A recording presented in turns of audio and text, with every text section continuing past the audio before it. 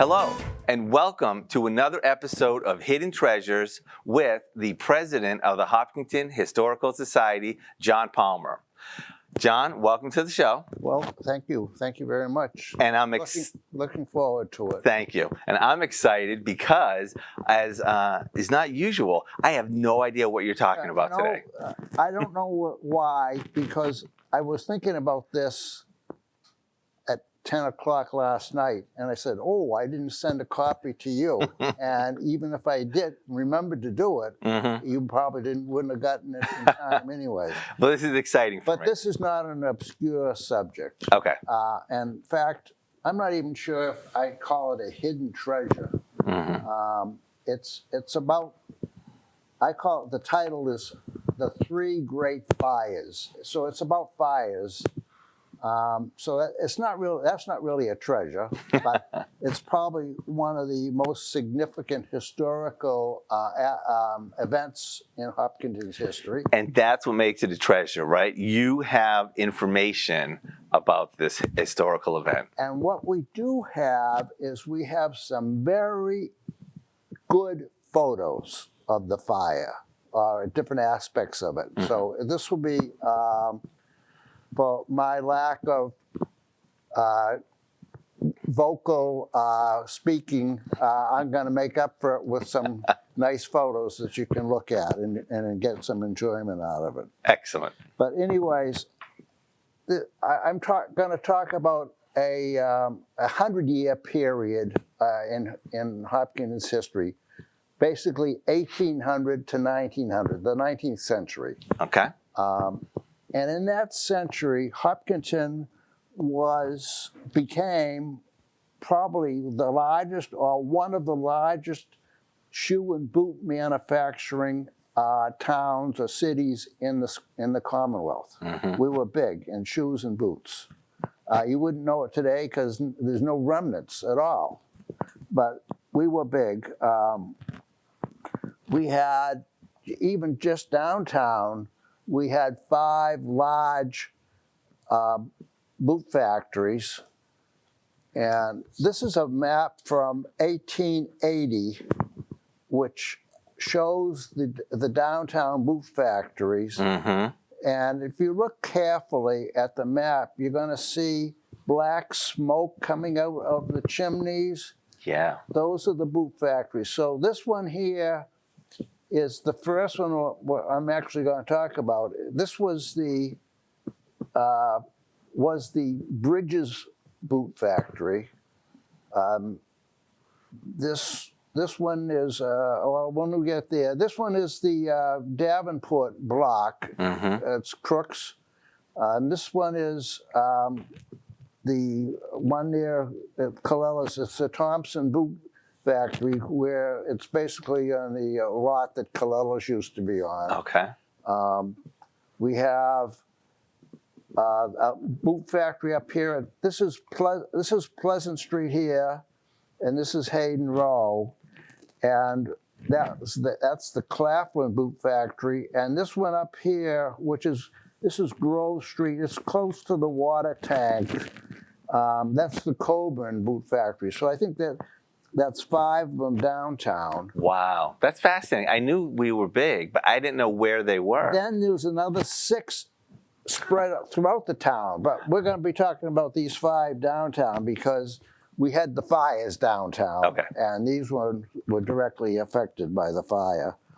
But anyways, and in addition to the factories, Hopkinton in this century had about 100 proprietors that made shoes on their own, 1 or 2 man operation. So we had big factories and little operations, and everything's gone. And it was the fires that did it. And the reason we have so many in Hopkinton is that in around 1820 or so, a man by the name of Walker invented a machine that affixed the sole of a shoe or a boot to the upper part. Okay. and it became, they call that pegging, and he invented an automatic pegging machine, and it took off. We started making shoes and boots galore. And his name was Walker. His name was Walker. Yeah. Well, yeah, I never thought of it like that, but yeah. Anyways, he probably walked to the bank. Who knows? But anyway, in 1800, the population of Hopkinton was about 2,000 people. With the boot industry developing, it got to a total of 4,500 at its peak. Okay. In the 1800s. And by 1880, it was up to 4,500. That was sort of the peak period, peak of it, but because that's about when the fire started. It was around 18. The first fire was 1876. I'll talk to you about that in a minute. Okay.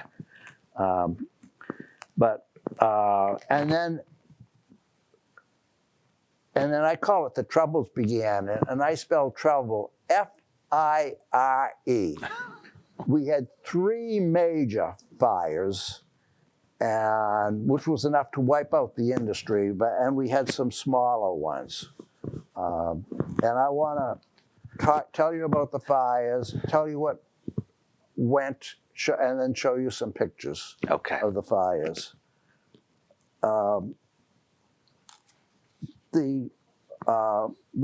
By the way, the dates of the fires, and if you read the history of Hopkinton, you'll see the 1876 fire, the 1882 fire, which was the biggest, and the 1900 even fire, which stopped the whole thing. After the 1900, there was nothing left. The shoe business was gone, and that's why and then at 1900, our population reverted to 2,000. Started at 2,000 at 1800, and it's back to 2,000 in 1900. Wow. Yeah, big thing. It was a big change in this town. And if this didn't happen, we probably wouldn't be sitting here at a TV studio. We'd probably be on a production line doing so. I'd be keeping the books of some shoe company or something, but the shoe business was long gone. But Hopkinton was big in that business.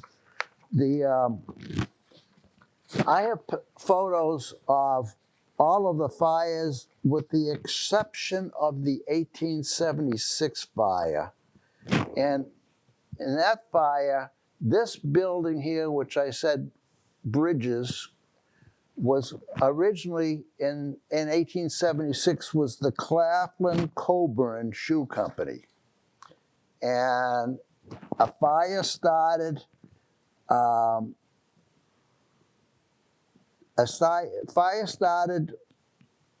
was reportedly set in the shoe company, but they never found a culprit. Or at least none was ever reported. But these shoe factories are all wooden, and it didn't take long for the thing to go up in fire. In that time, the fire equipment was pretty modest compared to today. We didn't have pumpers, we didn't have engines. You couldn't drive a fire truck. They didn't have fire trucks, so. The firefighting was not up to the speed of a fire in a wooden building. A big wooden building. A big wooden building. Yeah. These are multi-story.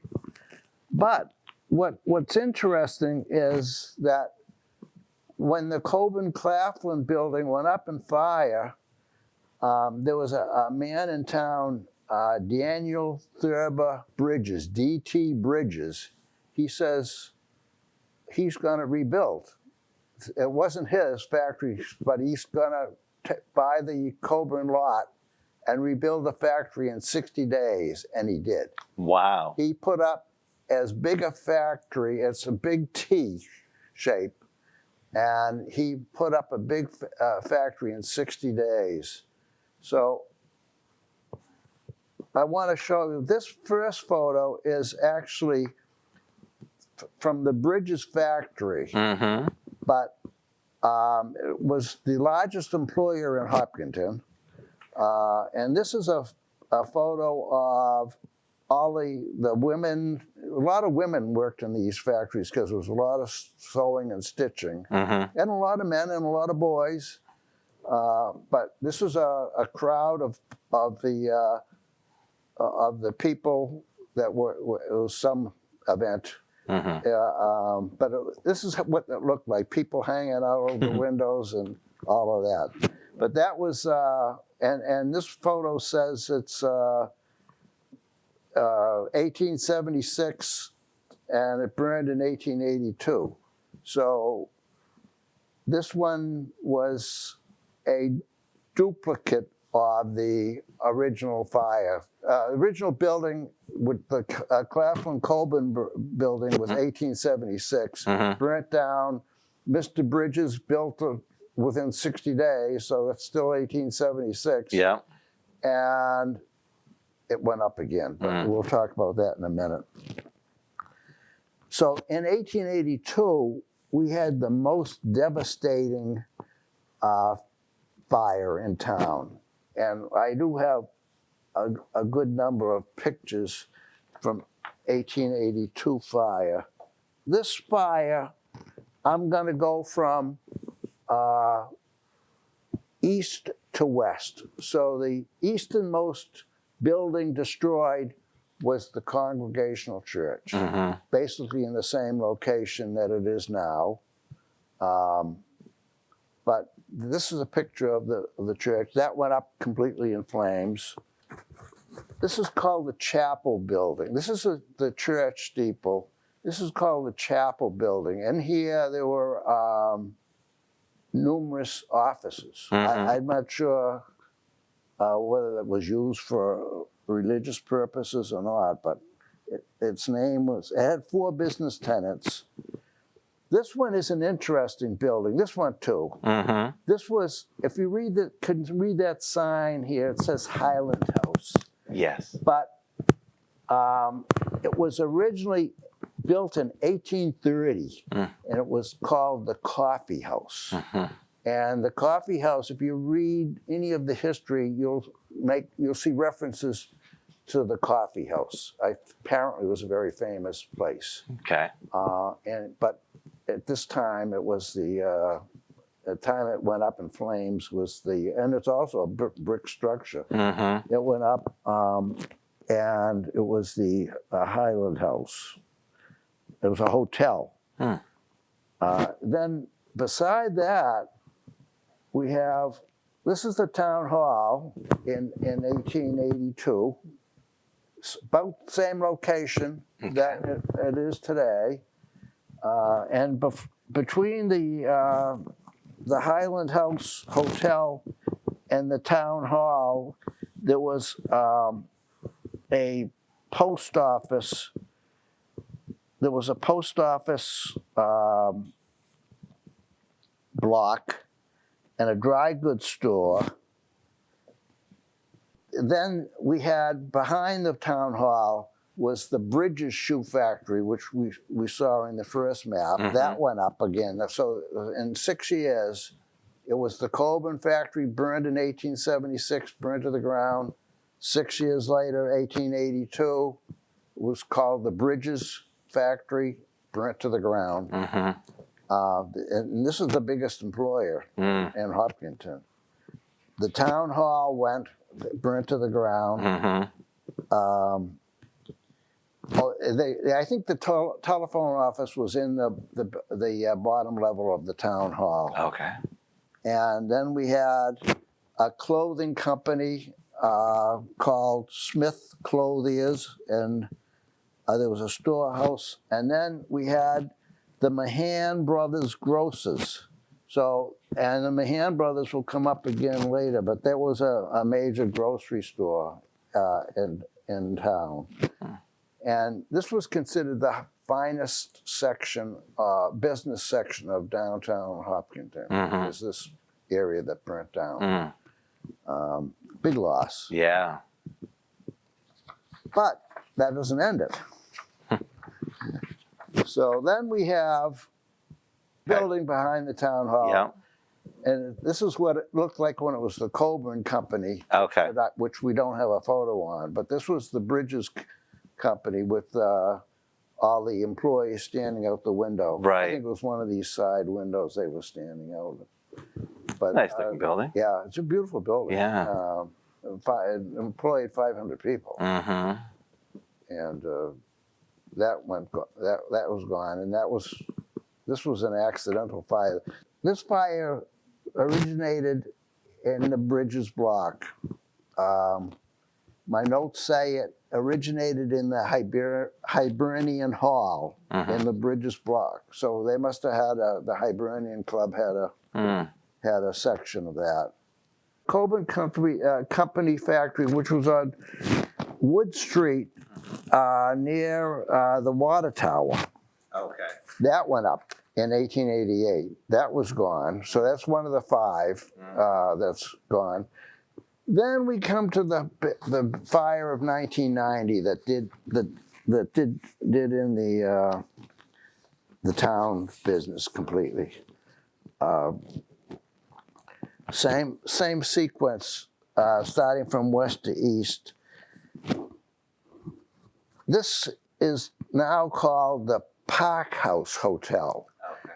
It's in the location of the Highland House, which we saw burning down in 1882. The entrepreneurs rebuilt a high-scale hotel. We had a high-scale hotel named the Park House, I think because the park was right across the street. Okay. And this sign here is the livery stable for the hotel. Okay.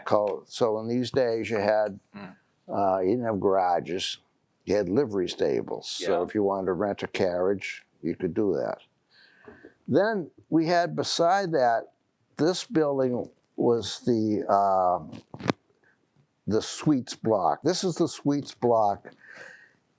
In there was the Knowles dry goods store, an attorney by the name of Hemingway. I've got a photo of him.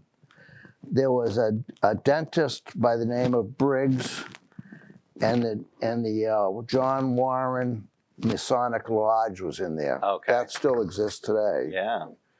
But that's the park, beautiful building, that Park House. Yes. So this is what the fire did. You can see the livery stable sign. This is the Park House.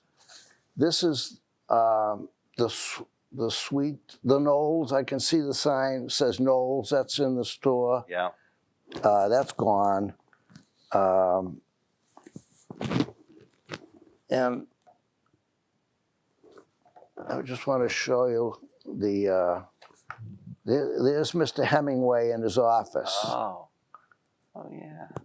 Attorney Hemingway in his office. So they had his office space in there, and the dentist was in there. This was called the Sweets block. These buildings they had names from blocks. So there was multiple businesses. Okay. But that was completely destroyed. And this is Mr. Hemingway. He's gone. There's the town hall. Guess what? Gone again. Wow. Second time. It went. How many years was that? 1882 to 1880 to 1900. Wow. 18 years. It did better than the Briggs factory. The Bridges factory only lasted 6 years. So, but this town hall is the same basic location as today. Yeah. Except now it's brick. Except it's brick, and it hasn't burned down. This fire, I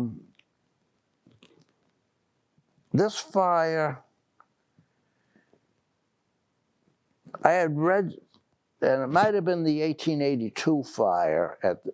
One of them began in the basement of the town hall. Oh. was an explosion in the basement. Wasn't set. Anyways, it did its job. It's a wooden building. Do you know what they were having in that basement that would explode? No, I don't know that, but there are going to be photos coming up that show a structure. Mm-hmm. This one here shows there's a concrete structure in here, Mm-hmm.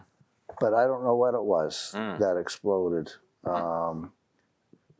Whether it was the boiler exploded, might have been. Yeah. I didn't read any. I have not come across anything that suggested it was like gunpowder or anything like that. Right. But something exploded. I think it was in the boiler room. Yeah. And so we have the town hall. Then next to the town hall, we have it's called the Braithwaite block, and it was occupied by Smith and McManus Barbers, D.P. Day Clothier, and the Braithwaite Market. Now I see the sign says furniture on it, and I'm not sure which one did that. And then we go down the street a little bit further. This is the end of the end of the fire. This is the Mahan grocery chain. It wasn't a chain, but it was a major grocery store in town, and that's all that's left. They had some residential tenants as well as groceries, but so we had some very major buildings lost. Yeah. Up in flames, lost. And this is the third of the great fires. Yeah, in the space of 18 years. Yeah. And so this is a photo of after the fire. You see, there's people out on the sidewalk looking. Yeah. This is the Park House Hotel. This one didn't go down. It got burned, but this one is the building beside the Park House Hotel, gone. The Bridges block would be back here, gone, and Mahan is probably down here. And that's Congregational Church in the background? And that's the Congregational Church in the background. That was spared this time. Yeah. And here's another scene of the devastation of Main Street. Smoke is still rising. People are watching. Yeah. The fire. Terrible. Yeah. Terrible. Wow. It's amazing. Yeah. The end of an era, of the shoemaking era. Yeah. Well, it's the end of the shoemaking era, but the loss to the town of all these jobs. Yeah. And half their population. Half the population, more than half the population. Yeah. And then here's another scene of the 1900 fire. This is all that's left. This is the church steeple. Yeah. And the Park House, and then there's nothing. Right. All wiped out. Is there any records of loss of life during these fires? I keep reading about every single insurance claim. Most of the businesses had insurance of one kind, fire insurance on the building or goods insurance on the products in the building. I did not come across any loss of life. The ones that started, one of them I know was 3 a.m, and somebody spotted it, and they got, and these are business. Oh no, there was residential tenants too. Some of these buildings had apartments in them, and they'd have stores in the ground floor, and there might be an apartment on the upper floor. Everybody got out. No loss of life. Wow. But that's another scene there. And finally, on the 1900 fire, after the dust settled, this is all that's left of downtown. Nothing. Nothing. So, Wow. yeah. Anyway, some of these photos were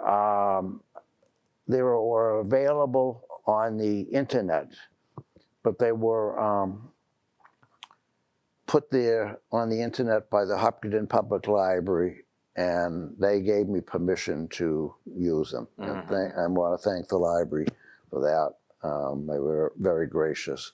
But I don't know, this isn't a treasure, but it's a spectacular thing. Right. And the last thing I wanted to show, I got a big kick out of this. Anyways, this is a picture of the firemen on the common having the picture taken, and the sign says, "I fought for Hopkinton, 1882 and 1900." Wow. So that's how important these fires were for this town. I know. It's staggering to think that, very, very we were so well known, very this town, interesting. and that entire industry wiped out. Yeah. 3 fires in 18 years. Yeah. 3 fires in a smaller one, right? So, yeah, I don't know if you call this legitimately a hidden treasure, but the photos are a treasure because they were taken at the time. But you have to understand too. I mean, in my opinion, treasure, it's not gold and silver, it's knowledge. Yeah. Right? And this is a really important piece of knowledge from our history. Yeah. It is important. So for somebody like me, I was born in Concord, Mass. We moved here when we had children in 1962, 3. I never heard of these fires. Yeah. Somebody that's probably been here all their lives probably grew up with this knowledge. But this was all staggering to me. I had no idea. It's amazing because there's been a lot of conversation in the community over the past few decades of how, Hopkinton is becoming more populous and there's business and stuff, and Hopkinton used to be. Yeah, and well, if we had 2,000 people and today there's 20,000, I don't know. Yeah, close to that. There's probably 18,000 people that don't know anything about this. So this is, should be news. Yeah. Especially where it is. I mean, there was a shoe and boot factory. Right down, right where Calella's was, and this big bridges was just behind the town hall was a big business section. Doesn't exist today. Yeah. So. Wow. Yeah. Okay. Anyways. That was fantastic. Yeah. Thank you. All right. Thank you for sharing that. You're welcome. I look forward to our next episode with some other. Yeah. The next time will be something positive, not something negative. I'll look for the most positive thing I can. Okay. Thank you, John. You're welcome. All right. And also thank you for joining us for this episode. And please check out more episodes on our channels or on our YouTube channel, and visit us again for more hidden treasures from the Historical Society.